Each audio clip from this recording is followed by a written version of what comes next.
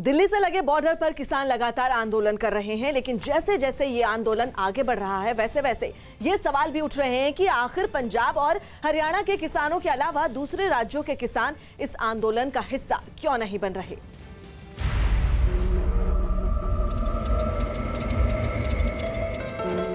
जितना हम इन्वेस्ट करेंगे उतना ही हमारे देश के किसानों का फसलों का नुकसान कम होगा, उतनी ही उनकी आय बढ़ेगी।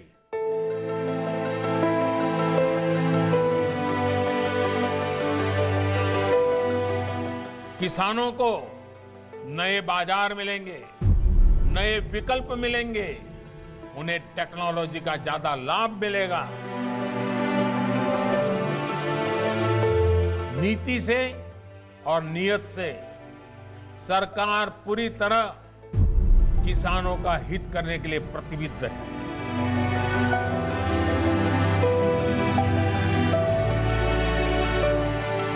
जो छोटे छोटे जमीन के टुकड़ों पर जिंदगी पालता है उस किसान का भला होने वाला है।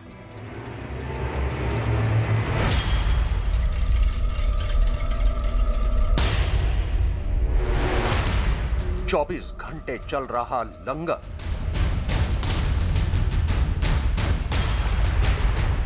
कई महीने टिकने का दावा, बड़े किसानों का बड़ा आंदोलन, छोटे किसानों का क्या होगा।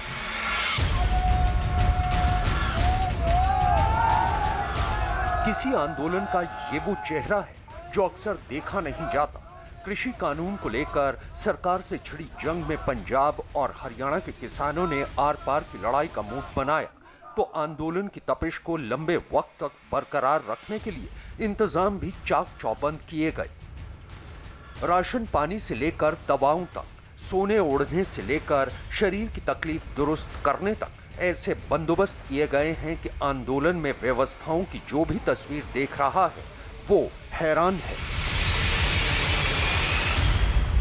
हजारों की तादाद में किसान लगातार कृषि कानूनों की वापसी को लेकर प्रदर्शन कर रहे हैं। अब ऐसे में हजारों किसान हैं, लेकिन उनके खाने पीने का इंतजाम कैसे हो रहा है उसकी तस्वीरें हम आपको दिखाते हैं। देखिए, यहाँ पर रोटी की मशीन लग रही है और ये काम कैसे करती है यहाँ आप देखेंगे। इसमें सिर्फ आटा डाला जाएगा और आटा डालकर देखिए ये पूरी रोटियां जो हैं आगे की तरफ निकलती हुई आपको नजर आएंगी। मतलब सिर्फ आटा इसमें डाला जा रहा है और यहाँ पूरी तैयार रोटियां यहाँ पर निकल रही हैं। कड़ाके की सर्दी को बर्दाश्त करते किसानों के बीच एक तस्वीर और वायरल हो गई, जिसमें बाकायदा मशीनों के जरिए किसानों के पैरों की मसाज हो रही है। किसान आंदोलन को आज 17वां दिन है। जाहिर है किसान आंदोलन में पहुंच रहे लोगों को थकान भी महसूस हो रही होगी। सिंघू बॉर्डर पर हमारी मौजूदगी है और उस थकान को मिटाने के लिए यहाँ फुट मसाज मशीनें लगाई गई हैं। यहाँ जो लोग पहुँचे हैं प्रोटेस्टर्स, वो यहाँ पर इनमें अपने पैर रखते हैं और थोड़ा सुकून ज़रूर इनको मिल रहा है यहाँ पर। और एक लॉट में 20 से 25 लोग यहाँ पर आपको नज़र आएंगे। यही सवाल उठता है कि देश भर के किसानों के साथ का हवाला देने वाले किसानों के बीच आखिर वो किसान कहां हैं जिन्हें आंदोलन के पोस्टर में आने का मौका नहीं मिला। अभी तक जो मंडी सिस्टम था उस पे किसका कब्जा था, और मंडी सिस्टम से जो लोग फायदा उठाते थे वो छोटा किसान तो कर नहीं पाता था। वो वही आदमी कर पाता था जिसकी पॉलिटिकल पहुंच थी, जो पैसे वाला था, जो मंडी में अपना वर्चस्व कायम कर सकता था। लेकिन अब जब ये मंडी खुल जाएगी, अल्टरनेट ऑप्शन आ जाएगा, तो निश्चित रूप से छोटे किसान को भी फायदा होगा। और यही बात हमें समझनी पड़ेगी कि एक जहां पे एक मसल पावर और मनी पावर चलती है, वहां पे छोटे इंसान को, छोटे किसान को कभी फायदा नहीं होता है। और यही आज एपीएमसी में हो रहा है। अगर ये छोटे किसान के हितैषी होते तो एपीएमसी में छोटे किसानों को हक क्यों नहीं मिलता?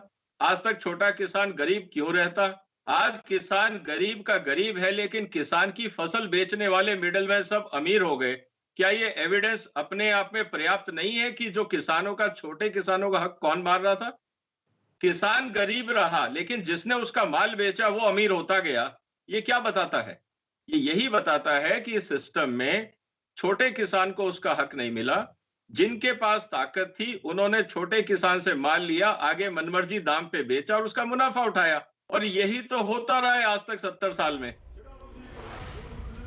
आंदोलन को 17 दिन बीत चुके हैं। दिल्ली से सटे बॉर्डर पर ज्यादातर पंजाब और हरियाणा के किसान डटे हुए हैं। सवाल तो ये भी है कि ज्यादातर राज्यों के किसान इस आंदोलन से गायब क्यों हैं?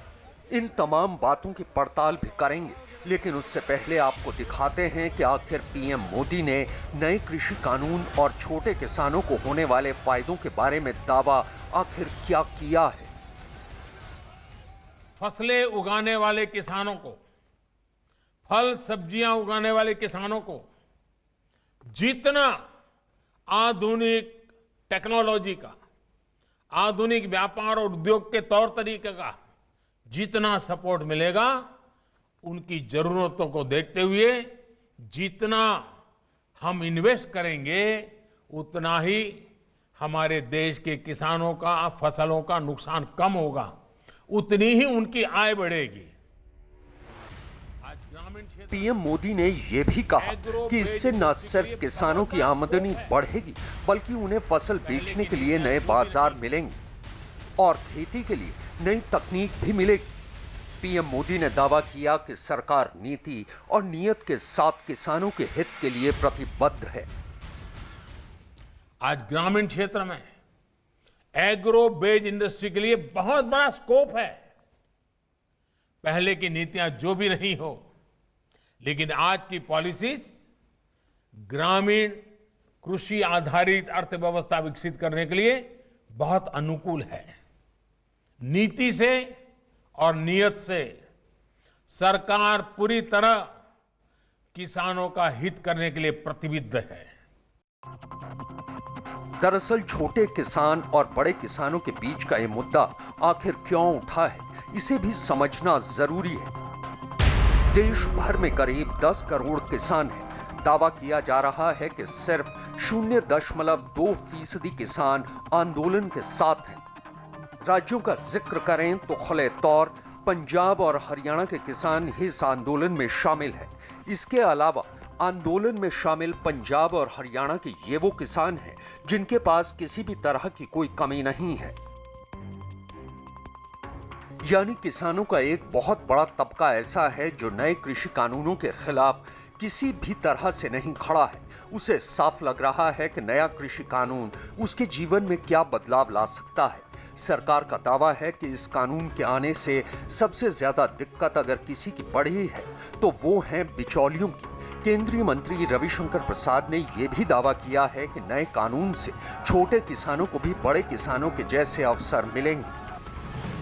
जो बिचौलिए हैं, जो चाहते हैं कि छोटे किसान, मझोले किसान हमारे नियंत्रण में रहें, सिर्फ हमारे दरवाजे से जाएं और हम उनका शोषण करें, उनकी समस्या है। छोटे किसानों को अवसर क्यों नहीं मिलना चाहिए?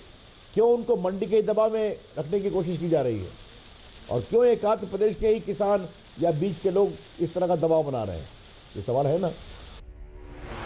सरकार ये भी दावा कर रही है कि कानून में किसानों को उनकी मर्जी के मुताबिक व्यवस्थाएं दी गई हैं। बावजूद इसके आंदोलन कर रहे किसान कुछ भी सुनने को तैयार नहीं।